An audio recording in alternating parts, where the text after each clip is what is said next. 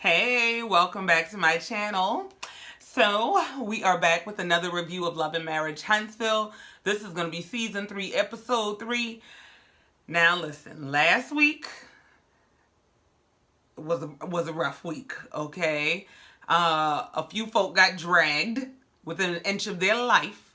So, I am going to do my best to be gentle and keep this short and sweet, okay? I don't want to drag them, and I don't want to drag this. I just want to get right on into it and talk about it. There was a lot that went on in this episode. Not a lot of in-depth stuff, just a whole lot of different stuff, and I want to try to hit these points and get on through, okay? Okay, let's just get right into it. So this episode kicks off with Tisha going over to Mel's house. They are trying to move forward in their friendship. Personally, I don't see it happening. I think there's too much damage done. I think they are going to be stuck in a forever pissing match about whose life is better, whose business is better, whose marriage is worse. And I just don't see it happening. But they trying for the 49th time. So we watching, okay?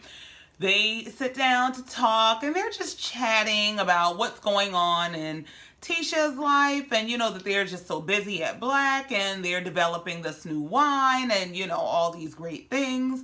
Mel is talking about how much she's enjoying her freedom and being a single lady and just really having peace and getting to enjoy herself. And then she goes on to ask Tisha about the state of her marriage.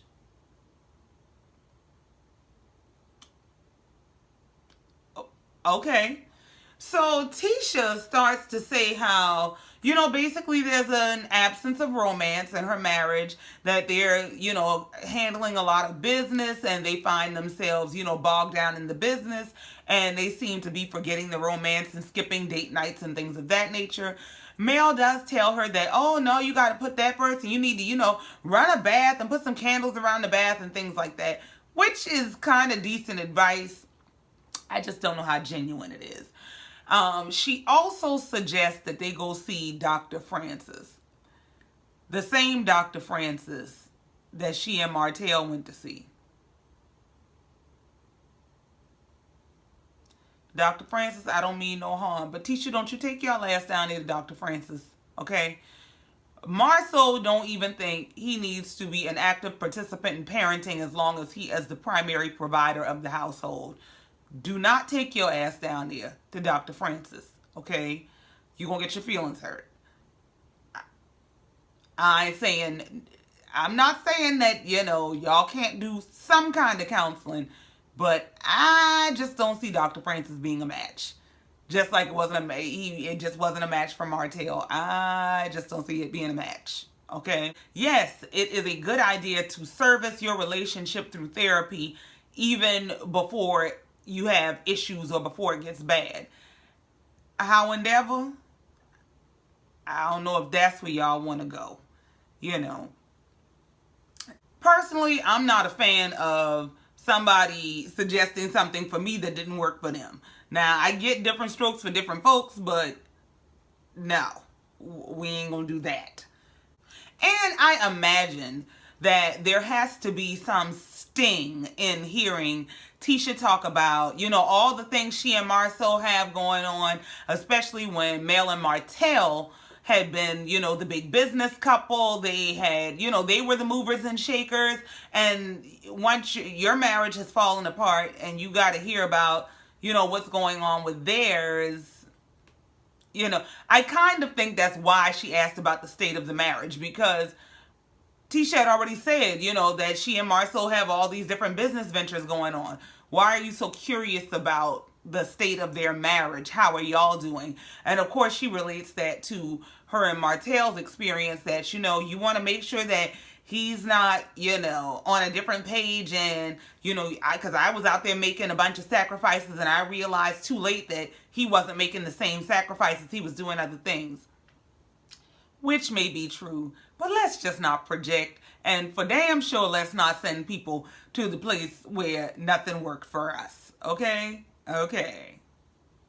So the next stop is Martell going to see his mama. He done got told off by Mel mama, so he going to see his own mama. she has some annual snake problem. He's there putting down some snake away, and he gonna tell his mama what done happened to him. So they sit down to talk. He's telling her that he had a run-in with Van, Mel's mama, when he went to pick up his kids. And the long and short of what Martell's mama had to say is everybody need to mind their business and stay in their lane. And I agree. That's not to say that Mel's mom can't be supportive of her or that she shouldn't be. That's her daughter. And her daughter has been through a lot. She's hurt. Whether I like her or not, whether I recognize that Mel has her ways, I get that she is a woman that has been severely hurt by her husband. And it's only a natural response for a mom to defend and protect, but there's a way to support your daughter without interfering with her co-parenting with her ex-husband. It just is unnecessary to kind of get your shots off. So I agree with what Martell's mama had to say. Everybody needs to stay in their lane. Everybody needs to play their position. I got a life and I don't have time to be mixed up in what's going on between you and Mel. Those are my grandkids and I love them and I'm always here for them. She will always be my daughter-in-law and you will always be my son. And that's just the adult approach. Now, maybe it's easier because she's his mom, but I kind of agree. That's just that. Then Marcel is at Blaque meeting with his team. He's giving them their nightly motivation, and he says how he wishes Jaylin was actually doing the coaching and motivating and taking more of a leadership role. Well, Jaylin came in and said something that I think was quite profound. He said, Marcel is really good at talking, but not so good at teaching. It sounds good to say he needs to be a leader and he needs to do X, Y, and Z, and you wish he was better at this, but are you teaching him those things? You specifically brought him in knowing that he did not have experience, that he was basically a kid fresh out of college that knew nothing about this business. And so to not give him the help he needs and give him a bunch of speeches about how he should just be being a natural leader is setting him up for failure. And quite honestly, to set him up for failure is to set your business up for failure. So to help him is to help you. Please hire some help. It's just that simple. Hire the help. Hire someone with experience that can give him the guidance that he needs. Because to sit up and just have these talks where you are the big head and you're telling him how much better he could be doing, but you're not actually teaching him anything, isn't getting anybody anything. Moving on. Martell meets with Mel's mom. They meet in the park to hash out all of the feelings that she has. Now, I'm going to tell you personally, I don't understand. I do not understand the need for Martell and his ex-mother-in-law to meet in the park for her to get off all of her feelings about how the marriage between he and her daughter went. It's not to say she shouldn't have feelings or doesn't have a right to have feelings, but why? Personally, if my mama told me she was going to sit down with my ex, she would have to explain that to me. Help me understand why. They sit down and she gets off her chest basically how she feels about how he handled their marriage. About some of the things that he does on social media, and that he basically took to social media when both she and Mel blocked him, and said that, he couldn't have communication with his kids when they were not with him. And she got attacked online because of that, because she was party to it. Martell surprised me in this scene because he took accountability for a lot of stuff. When he talked about how Mel was very disrespectful, but her mom didn't want to hear that, he didn't go off. He didn't harp on it. Her mom is not really willing to hold Mel accountable to how she might have failed in the marriage. Everybody is kind of stuck on what Martell did.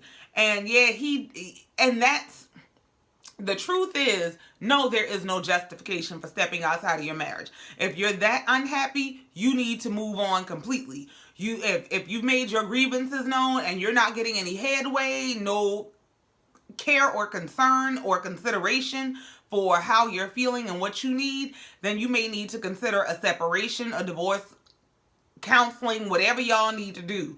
But cheating is not justified. Martell owned it and said, no, it wasn't a mistake. It was a choice. The very first time when I met this girl and, I exchanged information, that was a mistake. Everything after that was a choice. And he owned it. And they ended the conversation on a really good note. She said that she forgives him.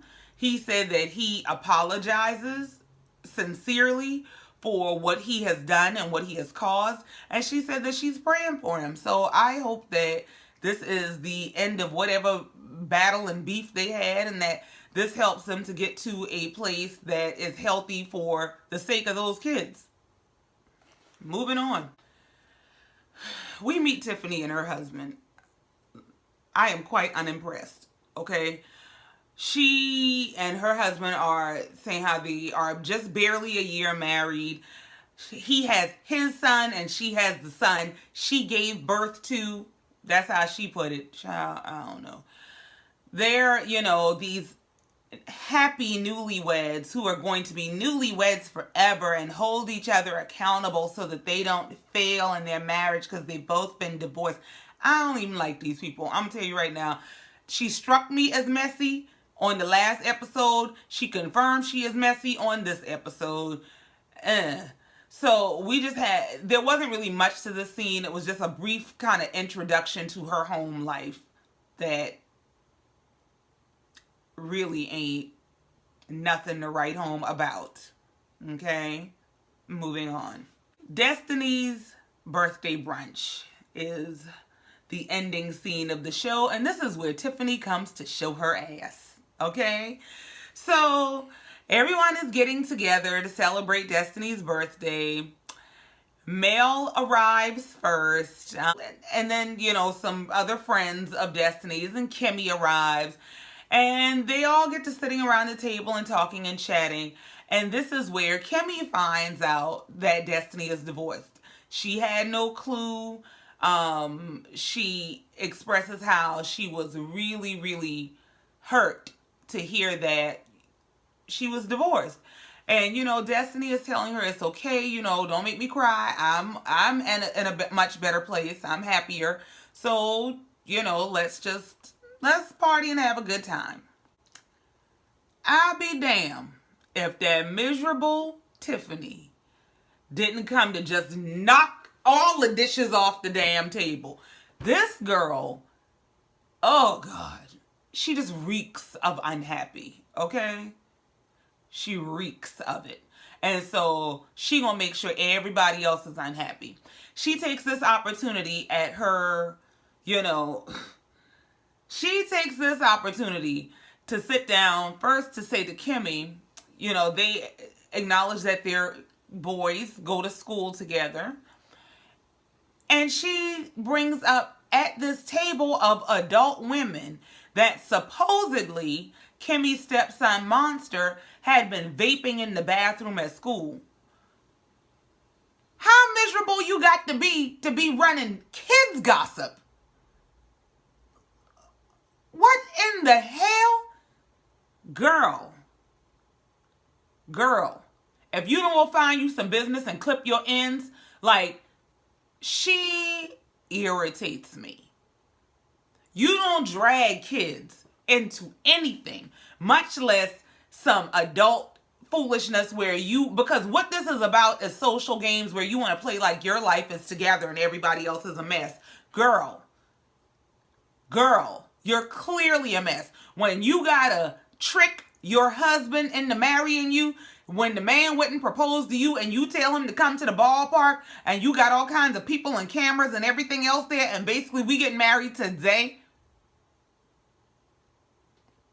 or else, you's a unhappy, unchosen soul. Okay? So she goes in there, and Kimmy is just like, oh, I didn't know nothing about that. I didn't know nothing about monster vaping. Oh, yeah. He was vaping in the bathroom. Okay.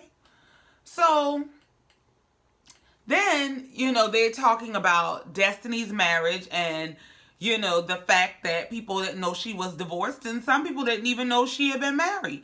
And of course, Mel takes this opportunity to say how, Destiny didn't call her when she was having a difficult day about being divorced the other day, and she's taking all this to mean they're not as close as she thinks they are. Girl, everything ain't about you. Why can't she be grieving and mourning and going through her process and it not be about you? Like, Mel is so self-centered, and that's one of the things that irritates me about her. It is not about you. And her pain is not your opportunity to prove how good a friend and how good a person you are. Like, everything ain't a stage. Sit down. Exit stage left. So Tiffany takes this opportunity to say to Destiny, oh, speaking of you being married, I recall, didn't your ex-husband win Entrepreneur of the Year? He won that award. And I remember, yes, I did meet you once at a party at Mel's house, because I remember saying, oh, I saw you yesterday at the award ceremony and I loved your outfit. And you said, girl, that wasn't me. And Destiny was like, well, who the hell was it? Oh, I don't know, but it wasn't you. And so Destiny's like, why the hell would you bring that up at my birthday brunch? And Tiffany in her confessional is like, well, I don't know why she felt the need to get upset and stomp off to the bathroom, but it's her birthday. I'll let her cry if she wants to. You the type of heifer I wouldn't invite to shit but a street fight. Because you don't intend to do anything but create chaos and drama. Like, you would be somebody Mel would bring around. Like, and apparently in an upcoming episode, Destiny is going to confront Mel about why would you bring this raggedy ratchet chick around. I don't care how well spoken. I don't care how well dressed. She raggedy and ratchet. Okay? Why would you bring this heifer here to play in my face? Okay? So that was the end of the episode. We ended on a very tragic and trashy note. We will pick up next week, where hopefully I don't have to drag like I did last week. I said I was going to keep it gentle, short and sweet. That is what it is. This is the end of this episode. That is the end of this review. I thank you for coming on through, listening and letting me get it off my chest. I appreciate you. I will see you next time. Love you, mean it. Bye.